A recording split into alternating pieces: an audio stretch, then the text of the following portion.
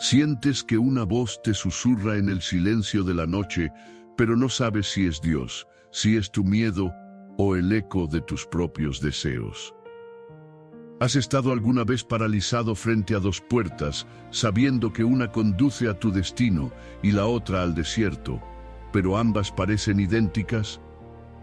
¿Y si te dijera que no estás solo en esa encrucijada, que el Creador del universo no te ha dejado a la deriva, sino que ha implantado en tu espíritu un GPS divino, una brújula celestial que si aprendes a leerla te guiará infaliblemente a través de la niebla de la vida? Este poder no es una leyenda, no es un mito para santos de antaño, es un regalo real, tangible y poderoso, esperando ser activado dentro de ti.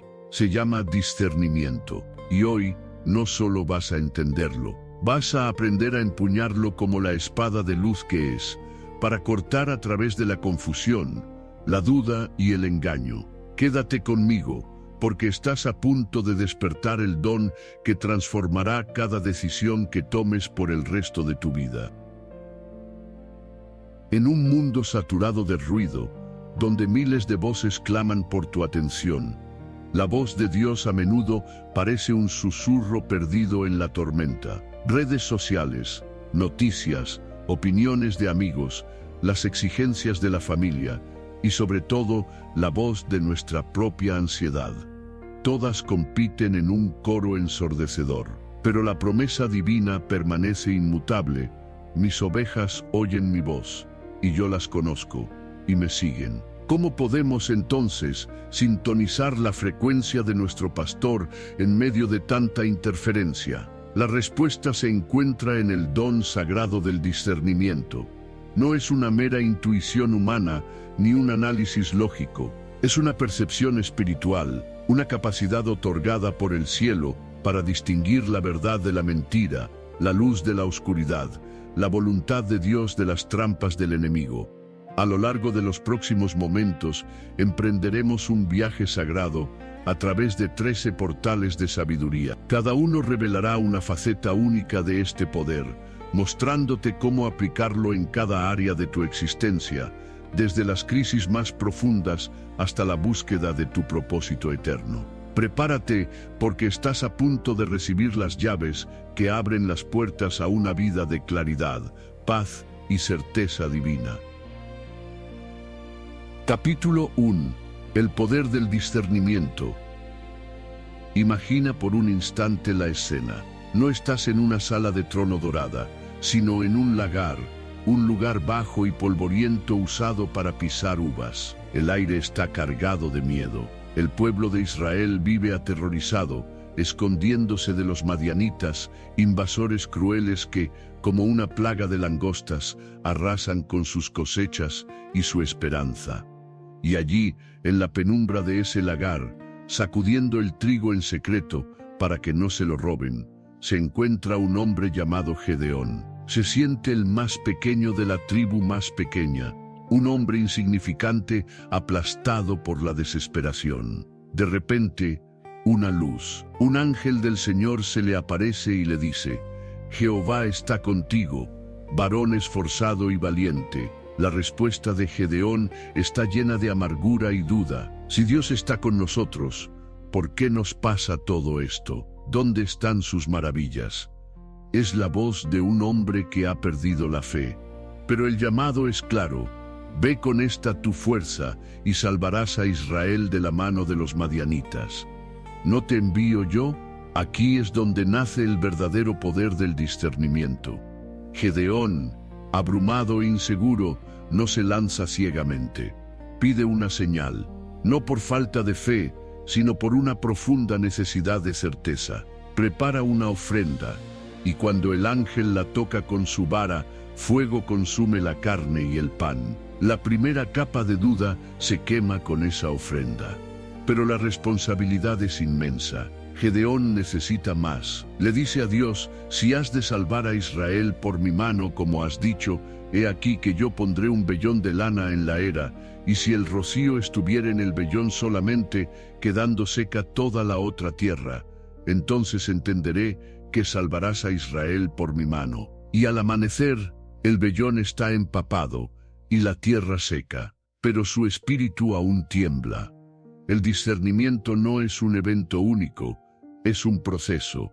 Con una humildad asombrosa, pide una última prueba, la inversa: te ruego que solamente se seque el vellón, y que en toda la tierra haya rocío. Y Dios, en su infinita paciencia, se lo concede. El discernimiento no es la ausencia de preguntas, es el coraje de hacer las preguntas correctas al único que tiene las respuestas. Es la humildad para admitir nuestra ceguera y la fe para pedirle a Dios que nos preste sus ojos. Gedeón no confió en su valentía, que no tenía, ni en su fuerza, que era poca.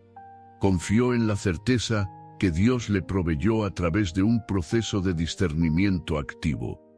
¿Cuántas veces te has sentido como Gedeón, escondido en el lagar de tus miedos, sintiéndote insignificante? ¿Cuántas veces has escuchado un susurro de propósito, pero lo has descartado por considerarlo imposible? El poder del discernimiento te invita a hacer como Gedeón, a pedirle a Dios confirmación, a buscar sus señales no con arrogancia, sino con un corazón desesperado por seguir su voluntad y no la tuya. Es el primer paso para salir del escondite y convertirte en el valiente guerrero que Dios sabe que eres. Capítulo 2. Sueños y visiones. Visualiza el tejado de una casa en la ciudad de Jope. Bajo el sol del mediodía, el olor del mar Mediterráneo impregna el aire. Un hombre llamado Pedro, el apóstol impetuoso, la roca sobre la que Jesús prometió edificar su iglesia, ha subido a la azotea para orar. Mientras espera la comida, cae en un estado de éxtasis. No es un sueño ordinario nacido del cansancio o del hambre. Es una visión divina, vívida y desconcertante. El cielo se abre y un objeto desciende, como un gran lienzo atado por las cuatro puntas. Dentro de él hay toda clase de cuadrúpedos, reptiles y aves del cielo, animales que, según la estricta ley judía que Pedro ha seguido toda su vida, son considerados inmundos, prohibidos para el consumo. Entonces, una voz resuena en su mente, clara como el agua: levántate, Pedro, mata y come. La reacción de Pedro es inmediata, casi instintiva, arraigada en siglos de tradición y mandamientos. Señor, no, porque ninguna cosa común o inmunda he comido jamás. Para él, la orden es una contradicción, una abominación. Pero la voz celestial insiste, no una, sino 3 veces. Lo que Dios limpió, no lo llames tú común. Y con la misma rapidez con que apareció, el lienzo es recogido de nuevo en el cielo. Pedro queda sumido en una profunda perplejidad. ¿Qué significaba aquello? La visión desafiaba todo lo que él creía, todo su sistema de pureza y separación. No era un mensaje literal sobre comida. Su espíritu, a través del discernimiento, luchaba por comprender la verdad más profunda. Mientras aún meditaba, el Espíritu Santo le dio la clave. He aquí, 3 hombres te buscan. Levántate pues y desciende, y no dudes de ir con ellos, porque yo los he enviado. Esos hombres eran siervos de Cornelio, un centurión romano, un gentil, alguien considerado inmundo desde la perspectiva judía tradicional. En ese instante, la visión cobró un sentido explosivo. Dios no le estaba hablando de animales, le estaba hablando de personas. Le estaba diciendo que el Evangelio no tenía fronteras, que la salvación no era exclusiva para los judíos, la barrera que separaba a judíos y gentiles, una muralla que parecía tan eterna como el templo, estaba siendo demolida por Dios mismo. Este sueño, esta visión, no fue una simple curiosidad nocturna. Fue una revelación estratégica que cambió el curso de la historia cristiana, abriendo las puertas de la fe a todo el mundo. Dios sigue hablando hoy a través de sueños y visiones. Quizás te ha mostrado imágenes recurrentes que no comprendes o te ha dado impresiones en la oración que desafían tu lógica. El discernimiento es el traductor del lenguaje del cielo. Te pide que mires más allá de lo literal, que ores por entendimiento y que estés atento a cómo las circunstancias de tu vida confirman el mensaje. ¿Hay alguna muralla en tu mente que Dios está tratando de derribar? ¿Algún prejuicio, alguna tradición o alguna idea preconcebida que te impide abrazar la plenitud de su plan? Pide discernimiento para interpretar las visiones que Dios te da, porque podrían ser el mapa hacia un territorio de bendición que nunca imaginaste explorar. Capítulo 3. Reconociendo la voz de Dios. Imagina a un hombre huyendo. Su nombre es Elías, un profeta de fuego que acaba de presenciar uno de los milagros más espectaculares del Antiguo Testamento. En el Monte Carmelo desafió a 450 profetas de Baal, y Dios respondió con fuego del cielo que consumió el sacrificio, las piedras y hasta el agua. Fue una victoria aplastante, una demostración inequívoca del poder de Jehová. Uno pensaría que Elías estaría eufórico, invencible. Sin embargo, una sola amenaza de una mujer, la reina Jezabel, lo ha destrozado. El héroe del Carmelo ahora es un fugitivo aterrorizado, corriendo por su vida hacia el desierto. Se sienta bajo un enebro y pide la muerte. Basta ya, oh Jehová, quítame la vida. Gime, sumido en la autocompasión y el agotamiento. Su discernimiento está nublado por el miedo y el cansancio. Después de ser fortalecido por un ángel, viaja 40 días y 40 noches hasta Horeb, el monte de Dios, el mismo lugar donde Moisés recibió la ley. Allí se esconde en una cueva, un refugio físico que refleja su estado espiritual, aislado, oscuro y lleno de eco de sus propias quejas. Dios le pregunta, ¿qué haces aquí, Elías? Y Elías se desahoga, contando su historia de celo y soledad. Entonces Dios le da una orden: sal fuera y ponte en el monte delante de Jehová. Y aquí ocurre una de las lecciones más profundas sobre cómo reconocer la voz de Dios. Primero, vino un viento grande y poderoso que rompía los montes y quebraba las peñas. Una demostración de poder abrumadora. Pero la Biblia especifica: Jehová no estaba en el viento. Después del viento, un terremoto sacudió la tierra, una manifestación de fuerza que haría temblar a cualquiera. Pero de nuevo, Jehová no estaba en el terremoto. Tras el terremoto, un fuego consumidor, una imagen de juicio y purificación. Pero una vez más, Jehová no estaba en el fuego. Elías podría haber confundido cualquiera de estas demostraciones espectaculares con la presencia de Dios. Son ruidosas, imponentes, innegables. Muchas veces nosotros también buscamos a Dios en lo extraordinario, en el evento masivo, en el predicador carismático, en la emoción sobrecogedora. Pero la lección magistral viene después. Y tras el fuego un silbo apacible y delicado, un susurro, un murmullo suave. Y al oírlo, Elías cubrió su rostro con su manto, salió y se puso a la puerta de la cueva. Supo con una certeza que ni el viento, ni el terremoto, ni el fuego le dieron, que ahí estaba Dios. Reconocer la voz de Dios requiere que discernamos más allá del ruido. Él puede manifestar su poder de formas grandiosas, pero a menudo nos habla en la quietud de nuestro corazón, en un susurro que solo podemos oír cuando silenciamos el caos exterior e interior. ¿Estás buscando a Dios solo en los terremotos de tu vida, en las crisis y los grandes eventos? ¿O estás cultivando el silencio necesario para escuchar su silbo apacible? El discernimiento es la capacidad de reconocer su presencia no por el volumen, sino por la paz, la claridad y la autoridad divina que acompañan a su voz suave y delicada. Para oírla, primero debemos salir de nuestra cueva de miedos y ponernos delante de Él, en silencio y expectación. Capítulo 4. Protegiéndose del engaño.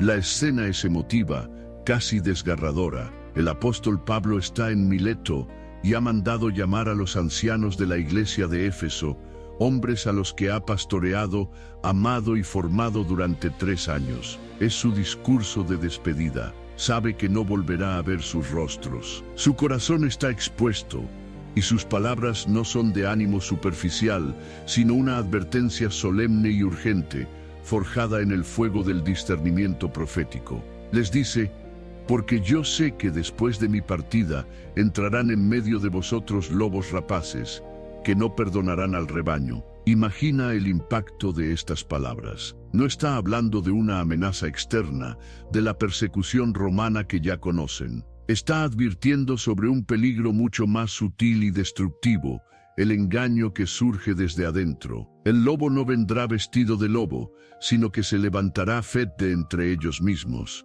Pero la advertencia se vuelve aún más precisa y escalofriante.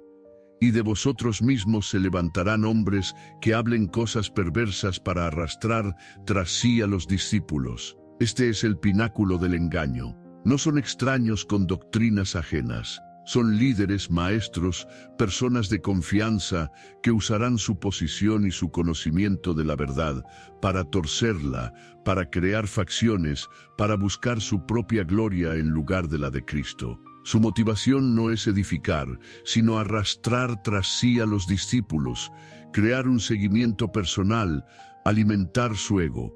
¿Cómo pueden protegerse de una amenaza tan íntima y disfrazada? Pablo no les da una lista de reglas, sino una directriz basada en el discernimiento continuo. Por tanto, velad, acordándoos que por 3 años, de noche y de día, no he cesado de amonestar con lágrimas a cada uno. Velar, estar despiertos espiritualmente, no dar nada por sentado, examinarlo todo, recordar la enseñanza original, pura apostólica, que recibieron con lágrimas y sacrificio. El antídoto contra el engaño no es la ingenuidad, sino la vigilancia informada por el amor a la verdad. Esta advertencia resuena con una fuerza brutal en nuestra era de la información. Hoy, los lobos no necesitan infiltrarse físicamente en una iglesia. Tienen podcasts, canales de YouTube, blogs y redes sociales. Pueden hablar con elocuencia, citar versículos fuera de contexto y presentar nuevas revelaciones que suenan atractivas y liberadoras, pero que sutilmente desvían a las personas de la centralidad de Cristo y la autoridad de la Escritura. El discernimiento nos llama a ser como guardianes en la muralla. No se trata de volvernos cínicos o suspicaces con todos, sino de ser sabios. Debemos preguntarnos, ¿esta enseñanza glorifica a Cristo o al mensajero? ¿Me lleva a una mayor dependencia de Dios y su palabra, o a seguir a una personalidad? ¿Produce el fruto del Espíritu amor, gozo, paz, o el fruto de la división, el orgullo y la confusión? Protegerse del engaño requiere un compromiso activo de permanecer arraigados en la verdad original, de orar por sabiduría y de no tener miedo de cuestionar aquello que, aunque suene bien, no resuena con el espíritu de la verdad que mora en nosotros. Capítulo 5. La guía del Espíritu Santo. La iglesia primitiva está en un punto de inflexión crucial. El Evangelio ha comenzado a extenderse más allá de sus raíces judías, y una controversia vibrante y potencialmente divisiva ha estallado. Algunos creyentes venidos de Judea enseñan a los nuevos conversos gentiles en Antioquía: si no os circuncidáis conforme al rito de Moisés, no podéis ser salvos. Esta afirmación sacude los cimientos de la iglesia. ¿Es la salvación por fe en Cristo o por fe más las obras de la ley? La disputa es tan intensa que Pablo y Bernabé son enviados a Jerusalén para resolver el asunto con los apóstoles y los ancianos. Se convoca el primer gran concilio de la iglesia. Imagina la tensión en la sala. Hay argumentos apasionados de ambos lados. Fariseos convertidos se levantan e insisten en la necesidad de la ley mosaica. Es una crisis de identidad para el cristianismo naciente. ¿Será una mera secta del judaísmo o un movimiento global para toda la humanidad? Después de mucha discusión, Pedro se levanta y, guiado por el Espíritu, les recuerda su propia experiencia con Cornelio, cómo Dios purificó los corazones de los gentiles por la fe, dándoles el Espíritu Santo igual que a ellos, sin hacer distinción. Luego Pablo y Bernabé cuentan las maravillas que Dios ha hecho a través de ellos entre los no judíos. Finalmente Jacobo, el líder de la iglesia de Jerusalén, toma la palabra. Cita las escrituras proféticas para mostrar que la inclusión de los gentiles siempre fue parte del plan de Dios. Pero es la conclusión a la que llegan lo que revela la guía magistral del Espíritu Santo. Al redactar la carta con su decisión, no escriben: después de un arduo debate, hemos decidido por mayoría que no escriben. Nuestra lógica nos dicta que escriben algo mucho más profundo y poderoso, porque ha parecido bien al Espíritu Santo, y a nosotros no imponeros ninguna carga más que estas cosas necesarias.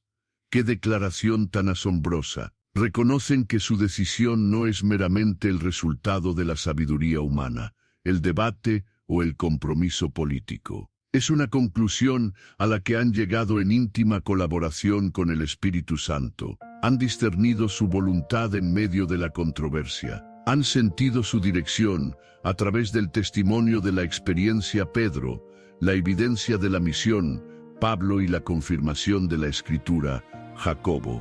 La guía del Espíritu Santo no siempre es una voz audible o una visión espectacular. A menudo es una confluencia divina de factores. Él nos guía a través de la sabiduría colectiva de la comunidad de fe, a través de la paz que confirma una dirección, a través de la coherencia con su palabra escrita, y a través de las puertas que Él abre y cierra en nuestras circunstancias. ¿Te enfrentas a una decisión compleja? No tienes que resolverla solo en el vacío de tu mente. El discernimiento guiado por el Espíritu te invita a buscar consejo piadoso, a sumergirte en la Escritura, a orar pidiendo paz y a observar cómo Dios está obrando a tu alrededor. La guía del Espíritu no es una fuerza mágica, es una relación colaborativa. Él no anula nuestro razonamiento, sino que lo ilumina. No ignora a la comunidad, sino que habla a través de ella. Aprender a decir: ha parecido bien al Espíritu Santo, y a mí, es el pináculo del discernimiento, una fusión de la sabiduría divina y la obediencia humana que nos mantiene en el centro de la voluntad de Dios. Capítulo 6. Discernimiento en tiempos de crisis. Adéntrate en el opulento y peligroso palacio de Susa, la capital del imperio persa.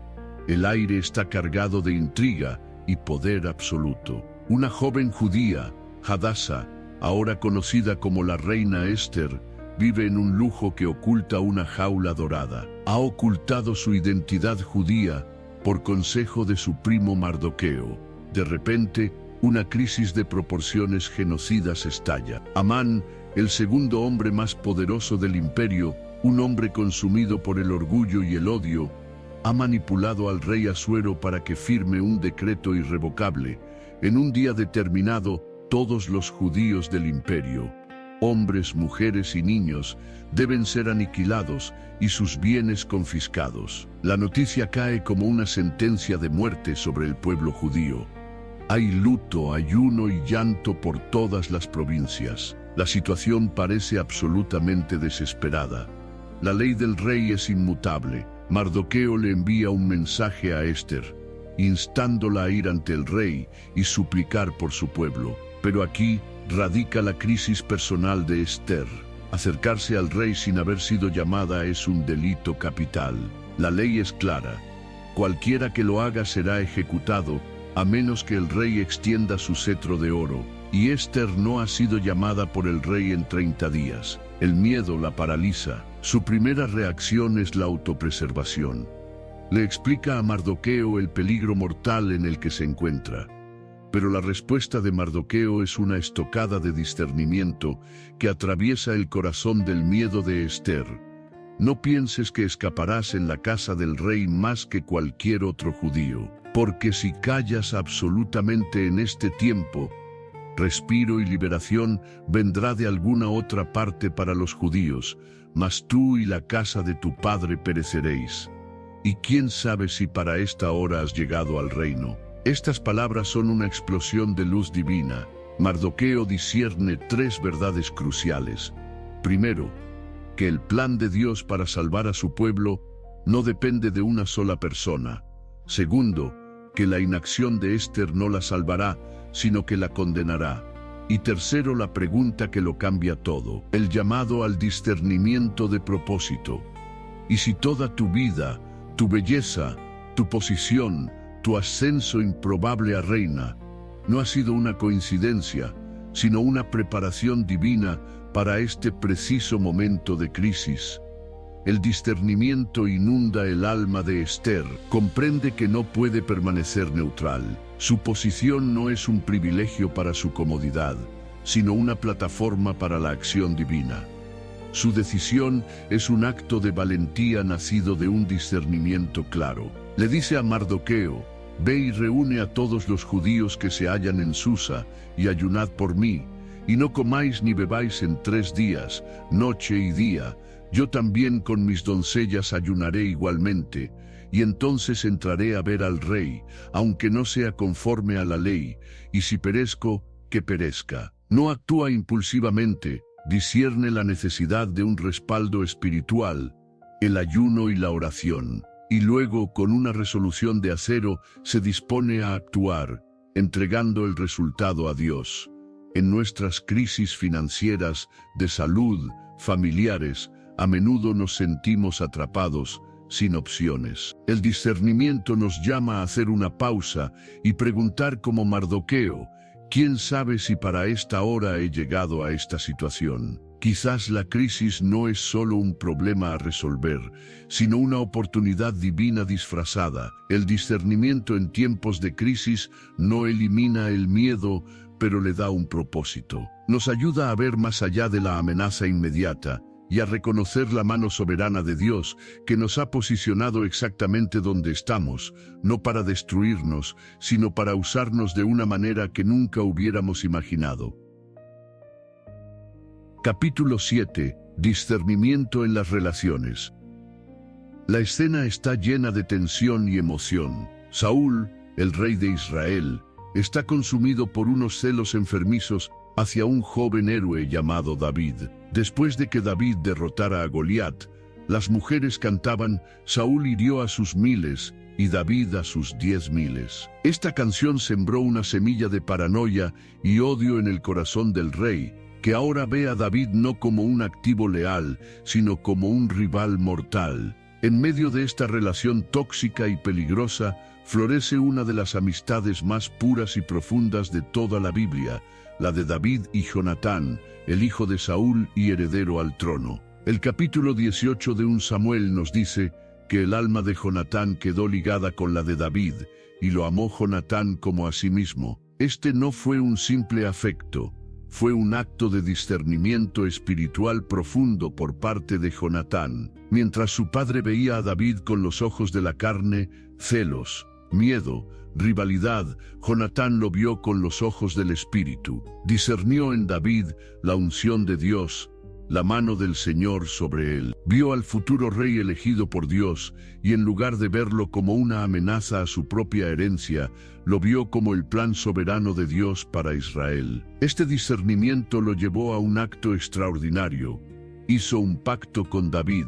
Se despojó de su manto, sus ropas, su espada, su arco y su cinturón, símbolos de su estatus como príncipe heredero, y se los dio a David. Fue una renuncia profética, un reconocimiento de que la autoridad divina descansaba ahora en su amigo. Esta relación se convierte en un faro de discernimiento. Jonatán constantemente tuvo que discernir las intenciones de su padre. En una ocasión, David teme por su vida y le pide a Jonatán que averigüe si Saúl realmente planea matarlo. Jonatán, aunque le cuesta creerlo, diseña un plan con señales secretas para comunicar la verdad a David. Cuando confirma las intenciones asesinas de su padre, su corazón se rompe, pero su lealtad al pacto y a la verdad prevalece. Advierte a David, arriesgando su propia vida y su relación con el rey, para salvar a su amigo. El discernimiento en las relaciones nos llama a hacer lo que hizo Jonatán, mirar más allá de la superficie. no se trata solo de si nos cae bien alguien. Se trata de discernir el espíritu de la persona y el efecto de la relación en nuestro caminar con Dios. Esta relación se basa en la conveniencia y el interés propio, como la de Saúl, o en el pacto y el amor sacrificial, como la de Jonatán. La persona a mi lado discierne y apoya el llamado de Dios en mi vida, o lo ve como una amenaza para sus propios planes. Esta amistad me empuja hacia la integridad y la voluntad de Dios, incluso cuando es difícil, o me tienta a comprometer mis valores por conveniencia. A veces, el discernimiento nos llevará a alejarnos de relaciones tóxicas que, como Saúl, buscan usarnos o destruirnos. Otras veces, nos guiará a forjar pactos profundos con personas que, como Jonatán, reconocen y celebran la obra de Dios en nosotros, incluso a costa de sí mismos. Pide a Dios el discernimiento de Jonatán para ver a las personas no solo por lo que aparentan ser, sino por el espíritu que las mueve y el propósito divino que las rodea. Capítulo 8. La oración y el discernimiento. Sitúate en la ciudad de Susa, varios años antes de la crisis de Esther. Un hombre llamado Nehemías sirve como copero del rey Artajerjes.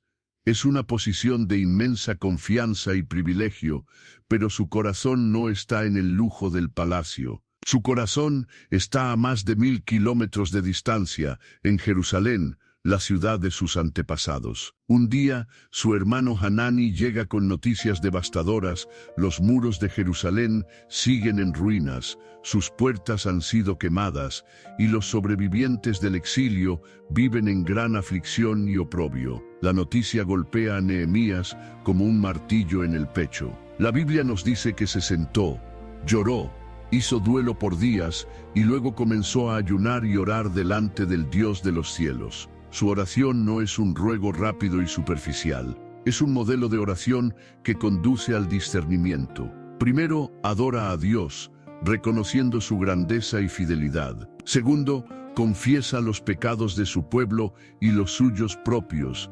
identificándose con su quebrantamiento. Tercero, le recuerda a Dios sus propias promesas de restaurar a su pueblo si se arrepienten. Y finalmente, hace una petición específica.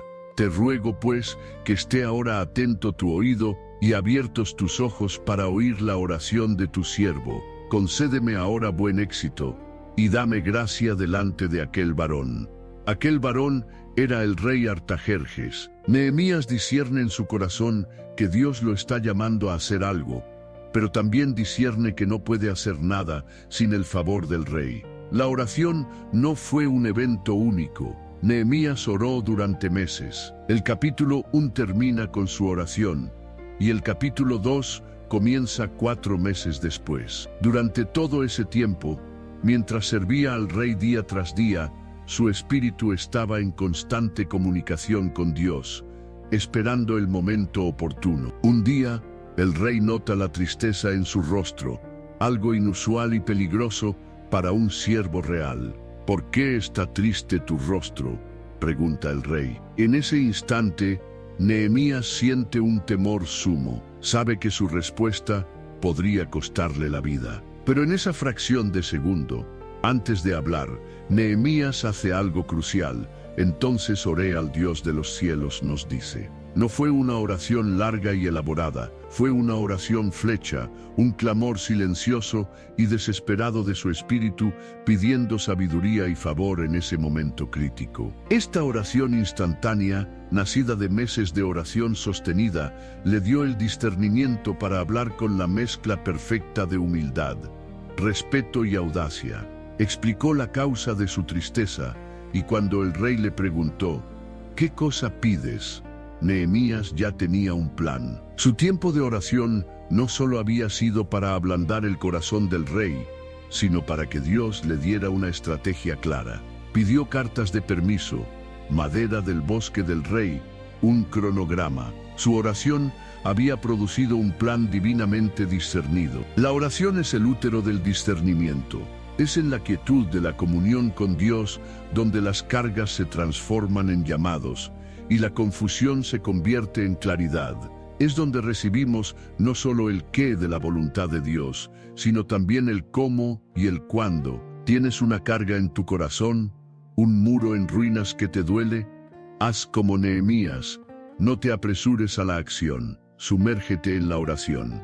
Adora, confiesa, reclama las promesas y pide gracia. Y cuando llegue el momento de actuar, envía esa oración flecha, confiando en que la sabiduría que necesitas te será dada, porque ha sido forjada en la intimidad de tu diálogo con el Rey de Reyes. Capítulo 9. Descubriendo tu propósito. Viajemos en el tiempo a una era de agitación política y decadencia espiritual. El reino de Judá se tambalea al borde del colapso. En este escenario turbulento, Dios busca un portavoz, un profeta que proclame su palabra sin miedo. Su elección recae en un joven llamado Jeremías. El llamado no llega en una visión espectacular o a través de un ángel con trompetas. Llega como una declaración directa y profundamente personal de la soberanía de Dios. La palabra de Jehová vino a él, diciendo: Antes que te formase en el vientre te conocí, y antes que nacieses te santifiqué, te di por profeta a las naciones. Detengámonos en la inmensidad de esta revelación. Dios le está diciendo a Jeremías que su propósito no es un accidente, ni una ocurrencia tardía, ni algo que deba inventar por sí mismo. Su propósito fue establecido en la eternidad pasada, antes de que su primer latido resonara en el vientre de su madre. Fue conocido, apartado, santificado y comisionado desde antes de la fundación del mundo. Este es el fundamento para descubrir nuestro propio propósito. No es algo que creamos, sino algo que discernimos, algo que ya ha sido escrito en el corazón de Dios para nosotros. La reacción de Jeremías es muy humana y reveladora. Al igual que Moisés ante la zarza ardiente, se siente completamente inadecuado. Su respuesta es: Señor Jehová, he aquí, no sé hablar, porque soy niño. Mira sus limitaciones, su juventud, su falta de elocuencia, su inexperiencia. Se enfoca en su insuficiencia en lugar de la suficiencia de quien lo llama. Es una lucha que todos enfrentamos. Vemos el llamado potencial de Dios y lo comparamos con nuestra hoja de vida, nuestros talentos, nuestros miedos, y concluimos que hay un error en el casting. Pero la respuesta de Dios es el antídoto divino contra la duda. No digas: soy un niño, porque a todo lo que te envíe irás tú, y dirás todo lo que te mande. No temas delante de ellos, porque contigo estoy para librarte, dice Jehová. Dios no niega la juventud de Jeremías, simplemente la declara irrelevante. El poder para cumplir el propósito no reside en el vaso, sino en el Dios que lo llena y lo envía. Luego, el Señor extiende su mano, toca la boca de Jeremías y dice: He aquí he puesto mis palabras en tu boca. El propósito no se cumple con nuestra habilidad, sino con la capacitación de Dios. Descubrir tu propósito comienza con el discernimiento de esta verdad fundamental. Fuiste creado por diseño y con intención. Tu combinación única de dones, pasiones, experiencias e incluso tus luchas no son aleatorias, son las materias primas que Dios quiere usar. El discernimiento te pide que dejes de mirar tus limitaciones y comiences a escuchar las afirmaciones de Dios sobre tu vida. ¿Qué palabras ha puesto Dios en tu boca? ¿Qué carga o pasión ha encendido en tu corazón? ¿Qué necesidades a tu alrededor resuenan con tus habilidades? Quizás, como Jeremías, te sientes demasiado joven, demasiado viejo, sin educación, sin recursos. El discernimiento te llama a cambiar la pregunta de ¿puedo hacerlo? a ¿me está llamando Dios a hacerlo? Si la respuesta es sí, entonces su presencia te acompañará, su palabra te llenará y su poder te capacitará. Tu propósito no es un enigma a resolver, es una verdad a recibir y un camino a obedecer. Capítulo 10. Venciendo la duda. Imagina la oscuridad húmeda de una mazmorra. Las paredes de piedra resuman frialdad, y el único sonido es el goteo del agua y el eco de los propios pensamientos. En esta celda se encuentra Juan el Bautista, el hombre que fue llamado el más grande de los nacidos de mujer. El profeta vestido de piel de camello, cuya voz tronó en el desierto preparando el camino del Señor. El que tuvo el privilegio inefable de bautizar a Jesús y ver al Espíritu Santo descender como una paloma. Este hombre, ahora prisionero del rey Herodes, está siendo asaltado por una duda atroz. Las noticias que le llegan de Jesús no encajan del todo en su molde mesiánico. Él había predicado un Mesías de juicio inminente, con el hacha ya puesta a la raíz de los árboles. Pero Jesús está sanando, comiendo con pecadores, hablando de amor y misericordia. La aparente lentitud del juicio, sumada a la soledad y la injusticia de su propio encarcelamiento, crea una tormenta de duda en su alma. La duda es tan intensa que envía a 2 de sus discípulos con una pregunta directa y desgarradora para Jesús. ¿Eres tú aquel que había de venir o esperaremos a otro?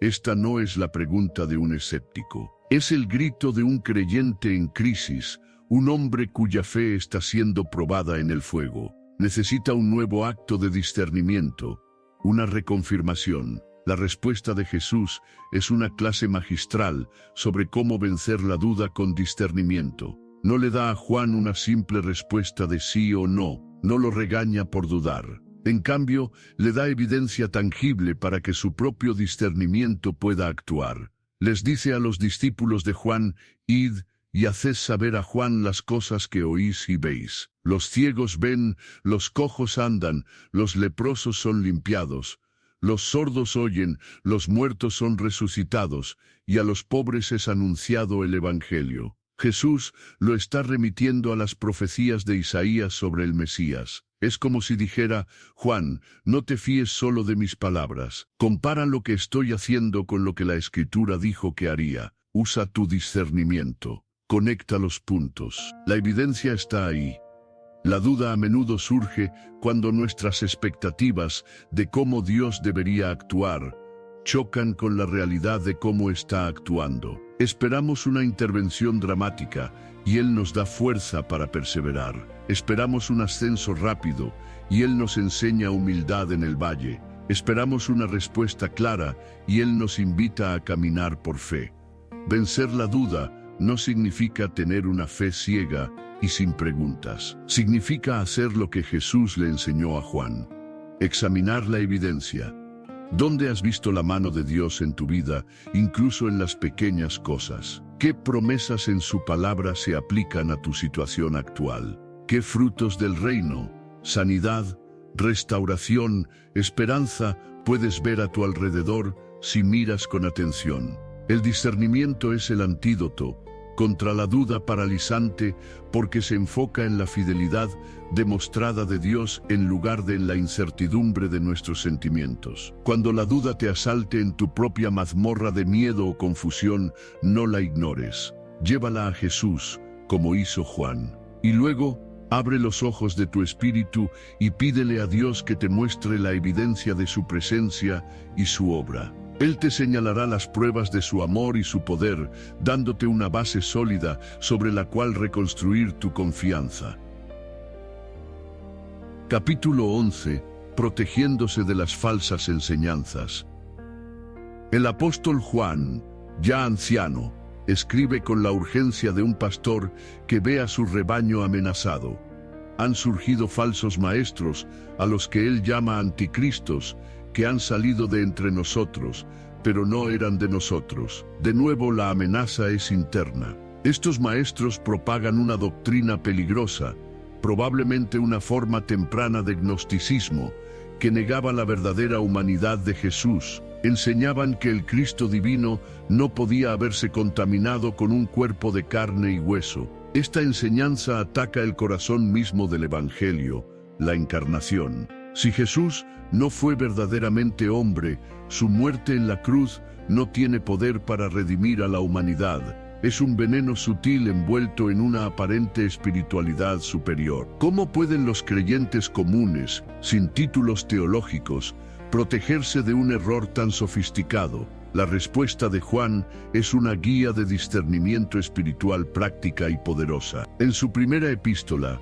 capítulo 4, 1, les da una orden directa: amados, no creáis a todo espíritu, sino probad los espíritus si son de Dios, porque muchos falsos profetas han salido por el mundo. No se trata de ser crédulo, no se trata de aceptar ciegamente a cualquiera que afirme hablar en nombre de Dios. La fe no es credulidad. Se nos manda a ser examinadores, a probar, a discernir.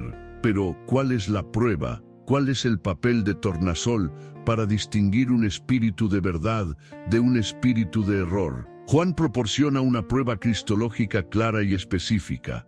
En esto conoce del Espíritu de Dios. Todo espíritu que confiesa que Jesucristo ha venido en carne es de Dios. Y todo espíritu que no confiesa que Jesucristo ha venido en carne no es de Dios. La prueba definitiva es la doctrina de Cristo. La enseñanza exalta a la persona y la obra de Jesucristo tal como se revela en las Escrituras, afirma su plena deidad y su plena humanidad, sostiene que Él es el único camino al Padre y que su sacrificio en la cruz es suficiente para la salvación. Cualquier enseñanza que disminuya a Cristo, que añada requisitos a su obra terminada, o que lo presente como un simple maestro o un ser etéreo, falla la prueba del discernimiento. El espíritu detrás de esa enseñanza no es de Dios. Pero Juan no los deja solo con una prueba externa. Les recuerda el recurso interno que poseen. Vosotros sois de Dios, hijitos, y los habéis vencido, porque mayor es el que está en vosotros que el que está en el mundo. Cada creyente tiene la unción del Espíritu Santo, el Espíritu de la verdad que mora en su interior. Este Espíritu nos da un testigo interior, una sensibilidad espiritual que se inquieta ante el error y se regocija en la verdad. Protegerse de las falsas enseñanzas es, por tanto, un proceso de doble verificación. Externamente, comparamos lo que oímos con la piedra de toque de la palabra de Dios, especialmente en lo que dice acerca de Jesucristo. Internamente, cultivamos la sensibilidad a la voz del Espíritu Santo, aprendiendo a prestar atención a esa paz o esa inquietud que sentimos ante una enseñanza. No seas pasivo en tu consumo de contenido espiritual. Sé un probador de espíritus. Mide todo con la vara de Cristo. Y confía en que el Espíritu Santo que vive en ti es tu guardián infalible contra el engaño. Capítulo 12. Encontrando la paz interior. Imagina un barco de pesca en medio del mar de Galilea. Cae la noche. Jesús, agotado tras un largo día de enseñanza, duerme profundamente en la popa, con la cabeza sobre un cabezal. Los discípulos, muchos de ellos pescadores experimentados, están a cargo. De repente, sin previo aviso, se desata una gran tempestad de viento. El mar de Galilea es conocido por estas tormentas súbitas y violentas que bajan de las colinas circundantes. Las olas golpean el barco con tal furia que comienza a llenarse de agua. El pánico se apodera de los discípulos. Estos hombres rudos, acostumbrados al mar, están aterrorizados. La situación está completamente fuera de su control. Ven la muerte como algo inminente. Y en medio de este caos, de los gritos, del viento aullador y del crujido de la madera, Jesús duerme. Su paz es tan profunda, tan absoluta, que ni siquiera la furia de la naturaleza puede perturbarla. Es una paz que no depende de las circunstancias externas. Los discípulos, desesperados, lo despiertan con un grito de reproche nacido del miedo. «Maestro, ¿no tienes cuidado que perecemos?» Su pregunta revela su falta de discernimiento. Creen que la calma de Jesús es indiferencia. No pueden comprender una paz que coexiste con la tormenta. Jesús se levanta. No entra en pánico. No comienza a achicar agua. Con una autoridad que trasciende lo natural, reprende al viento y le dice al mar: «Calla, enmudece». Y al instante el viento cesa y sobreviene una grande bonanza, una calma total. Luego se vuelve hacia sus discípulos y les hace dos preguntas penetrantes que van al corazón del discernimiento y la paz. ¿Por qué estáis así amedrentados? ¿Cómo no tenéis fe? Les está mostrando que su miedo no provenía de la tormenta en sí, sino de su incapacidad para discernir quién estaba con ellos en el barco. Tenían al Creador del viento y del mar durmiendo a pocos metros, pero su atención estaba fija en las olas. La paz interior no es la ausencia de tormentas en la vida. Las crisis vendrán, los vientos soplarán, y las olas del miedo y la incertidumbre amenazarán con hundirnos. La verdadera paz, la paz que sobrepasa todo entendimiento, proviene de discernir la presencia de Cristo con nosotros en medio de la barca. Es una paz que no se basa en nuestra capacidad para controlar la tormenta, sino en su autoridad soberana sobre ella. ¿Qué tormenta estás enfrentando hoy? ¿Una crisis financiera? ¿Un diagnóstico médico? ¿Un conflicto familiar? ¿Sientes que tu barca se hunde y que Jesús está dormido, indiferente a tu angustia? El discernimiento te invita a cambiar tu enfoque. Deja de mirar obsesivamente las olas y mira a aquel que está contigo. Su aparente silencio no es indiferencia, es una invitación a confiar. La paz no vendrá cuando la tormenta termine. La paz está disponible para ti ahora mismo, en medio de la tormenta, cuando disciernes que el Rey del Universo viaja contigo y que en el momento perfecto, Él se levantará y dirá a tu caos: calla, enmudece. La verdadera paz no es la ausencia de problemas, es la presencia de Dios.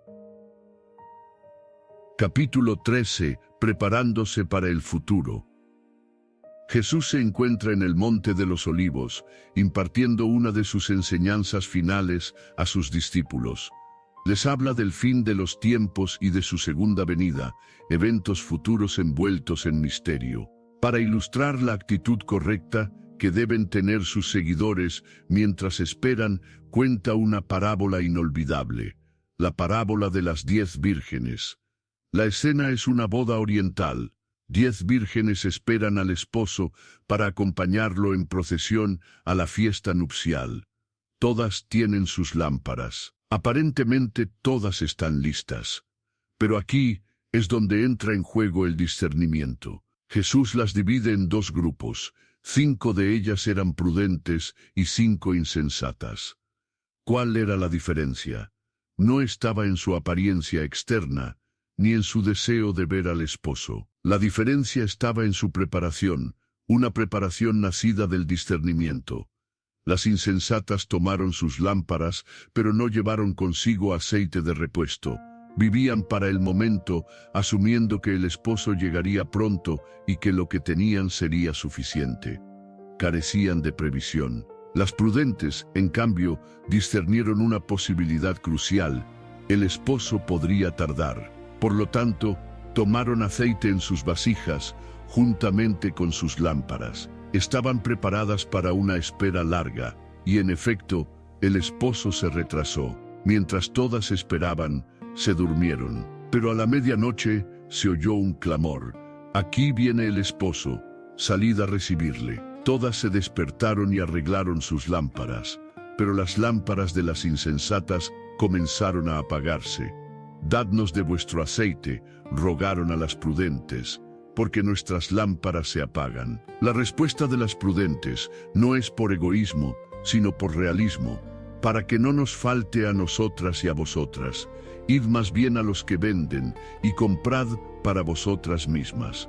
Pero mientras iban a comprar, llegó el esposo. Las que estaban preparadas, las que habían discernido la necesidad de la reserva de aceite, entraron con él a las bodas, y se cerró la puerta. Cuando las insensatas regresaron y llamaron, la respuesta del Señor fue terrible y final: «De cierto os digo que no os conozco». Esta parábola es una poderosa lección sobre cómo el discernimiento nos prepara para el futuro.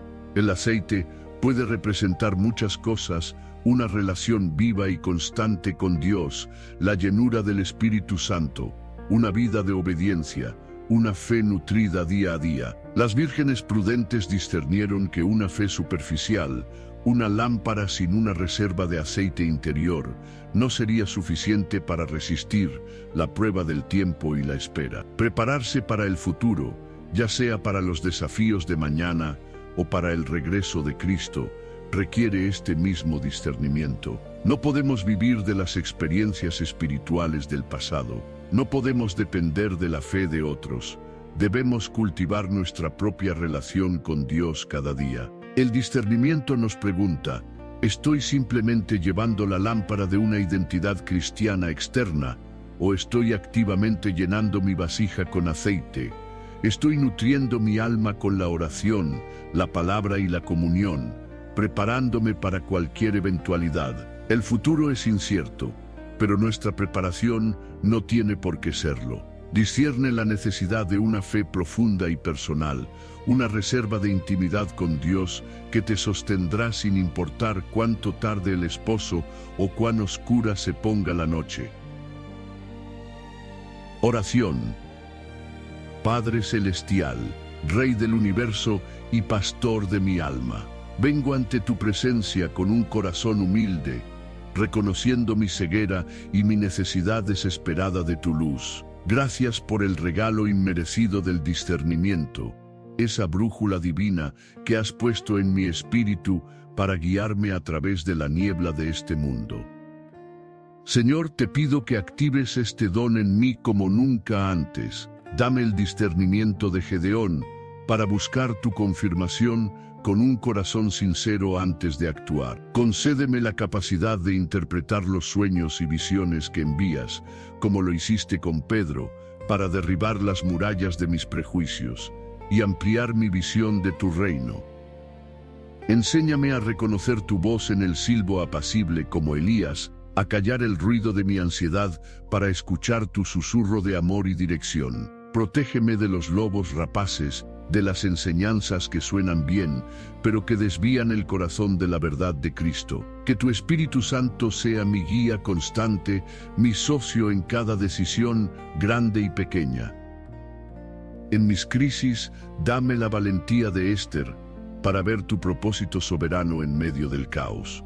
En mis relaciones, dame la sabiduría de Jonatán para reconocer y nutrir los pactos divinos y alejarme de los lazos tóxicos. Que mi oración, como la de Nehemías, sea el crisol donde forjes tus planes para mi vida.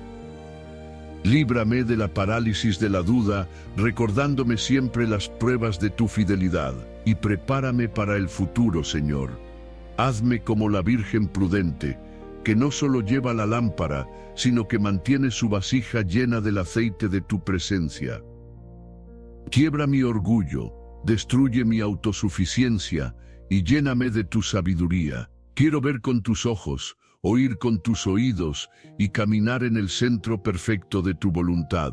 Te lo pido todo en el nombre poderoso y lleno de gracia de mi Señor y Salvador, Jesucristo. Amén. Hemos llegado al final de este viaje sagrado, pero en realidad es solo el comienzo del tuyo. Hemos desempacado el tesoro del discernimiento, pero ahora te corresponde a ti usarlo. El conocimiento sin aplicación es como una semilla que nunca se siembra. Has recibido 13 llaves maestras, cada una capaz de abrir una puerta específica en tu vida que conduce a la claridad, la paz y el propósito divino. No permitas que estas llaves se oxiden en el bolsillo de tu memoria. Piensa en este mensaje como una antorcha encendida. Si la guardas solo para ti, su luz será limitada. Pero si la compartes, si envías este video a un amigo que lucha en la confusión, a un familiar paralizado por la duda, a alguien que necesita desesperadamente escuchar la voz de Dios, entonces no solo estarás compartiendo un video, estarás propagando una llama de esperanza. Estarás participando activamente en la obra del reino, iluminando los caminos de otros. Sé ese faro de luz.